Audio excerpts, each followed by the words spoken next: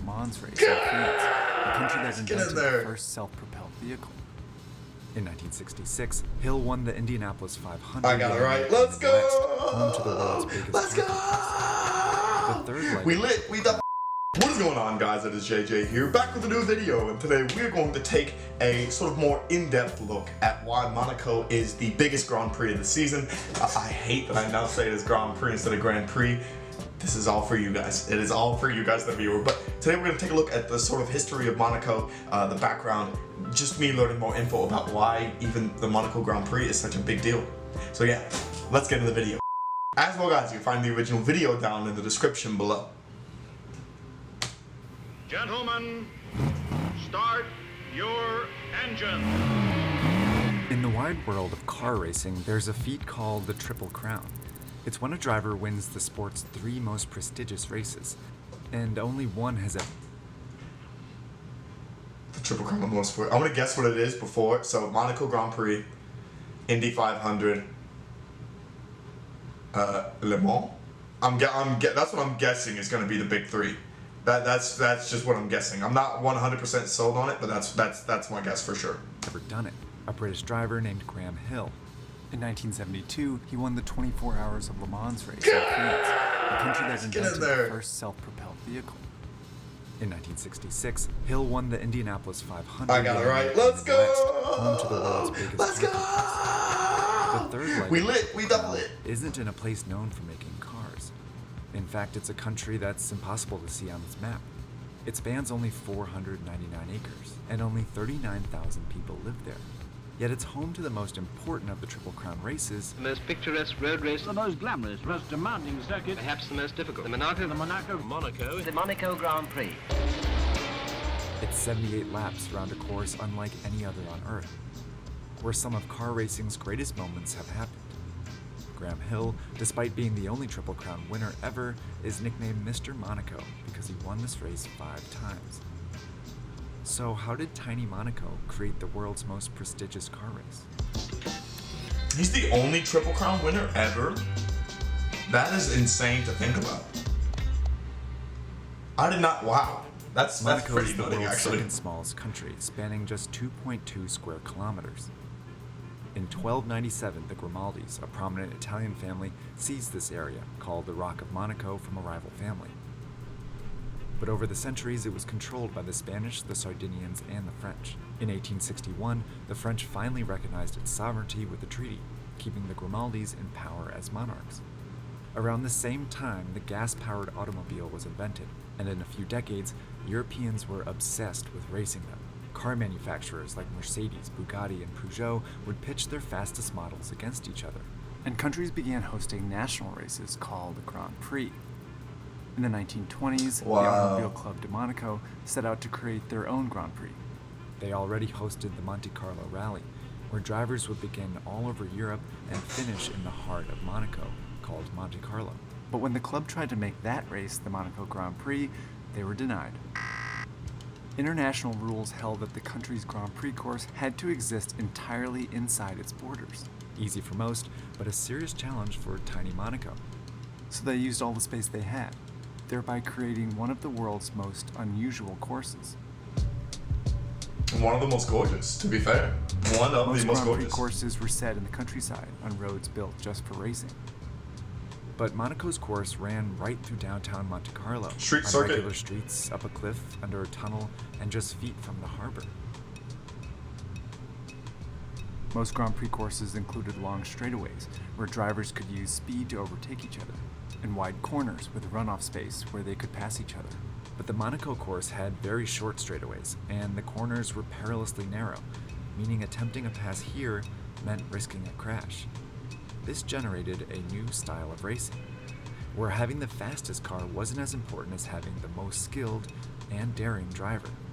The first race in 1929 was a success, and in the following decades, the Monaco Grand Prix became part of the prominent Formula One league and known for generating some of the sport's most dramatic moments. In 1955, Italian driver Alberto Ascari was leading the race until he flew off the road and into the harbor here, a spot where many dreams would come to an end. In 1970, Australian Jack Brabham was winning until he crashed here, on the final corner on the final lap. And in 1982, catastrophe struck 5 drivers in the final 3 laps, starting with Alan Prost at the Harbour.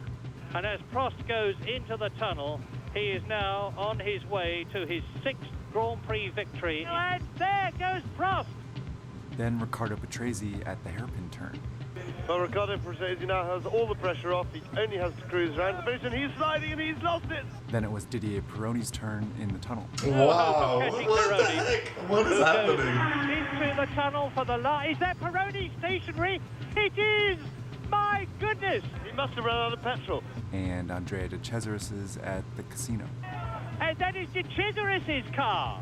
And finally, Derek Daly just a couple hundred meters from the finish line. Now, there is Derek Daly coasting to a standstill. This is unbelievable. And now Patrese is coming in to win. But while this course was unique in the sport, it alone didn't make the Monaco Grand Prix famous. It got help from the people watching here. And to understand how they got there, we need to talk about taxes. The history of Monaco in a nutshell, I'll have to go into. Where the French recognized Monaco's sovereignty, well, it actually came at a pretty steep price.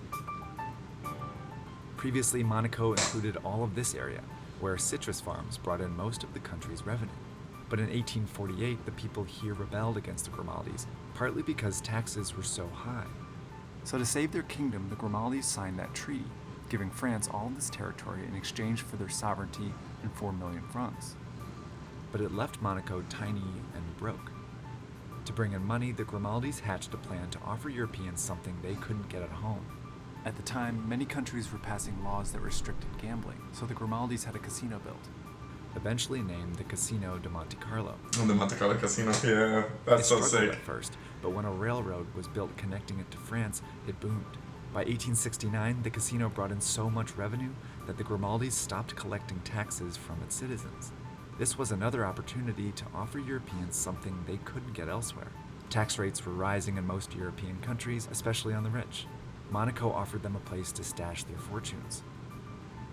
It made itself a tax haven. Cars. Before Fancy long, cars. Celebrities joined their lavish parties. The tiny country entered the world spotlight when famous actress Grace Kelly married Prince Rainier Grimaldi III in 1956. Today, out of a population of 39,000 people, a third are millionaires.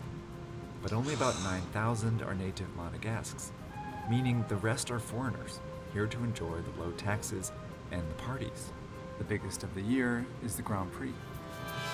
In the sparkling waters of Monte I Carlo, know, they must be having a unemployed, listen, relax. they must be having an absolute blast in Monaco right now.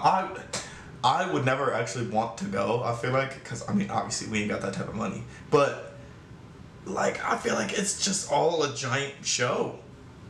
Kind of insane to think about. Which, obviously, it is for the Monaco Grand Prix, but that, bro, Relax in those rich, peaceful surroundings. imagine But trying to one day grow a year, Monaco. that gilt-edged peace Like, you get kicked out while still being a millionaire, that'd be Lavish insane. parties attract the rich and famous, who attract the press and therefore the spotlight to Monaco. And they watch the race from the best seats, here on the yachts, just a few feet from the course. They turn the Monaco Grand Prix into a worldwide spectacle and car racing's most prestigious event.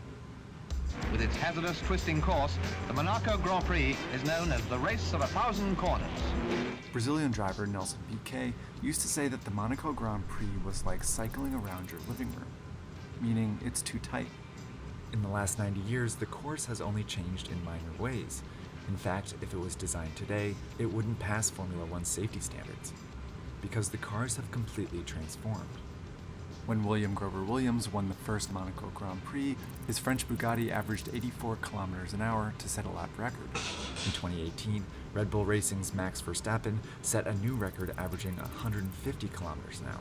He went drove a car 156 more than kilometers an twice as hour on fast. average last year. Overtaking on Monaco's narrow streets was difficult in the early 20th century, but it's nearly impossible now. In the past 16 races, the car that started at the front of the race has gone on to win 12 times. It's why some consider the Monaco Grand Prix boring to watch, even occasionally the drivers. Yet after almost 100 years of racing drama, in front of the world's most famous audience, the Monaco Grand Prix remains the world's most renowned car race. As Piquet would continue to say, but winning here is worth winning twice anywhere else. It is just that. It is just that. I mean, because it's been around for years and years and years, and it's untouchable on the schedule. They will never, ever, ever, ever change the Monaco Grand Prix, which is insane to think about. But yeah, okay, let me know what you guys think about Monaco down in the comments below. Is this why you guys would consider it the most famous? What is your reasoning for it? Besides, it's been around since the beginning of F1. I mean, realistically, that is why it's the most famous. Not only the money that it brings in, but the eyes, the attention, and that's why we're making these videos in the first place. But yeah, thank you guys so much for watching. Let me know if you guys would, please come join the streams. I planned on streaming Friday. Unfortunately, probably will not be able to because it's really early in the day. But we will be streaming qualifying and obviously streaming the Monaco Grand Prix on Sunday. It's going to be a fun weekend. But yeah, thank you guys so much for watching, and peace.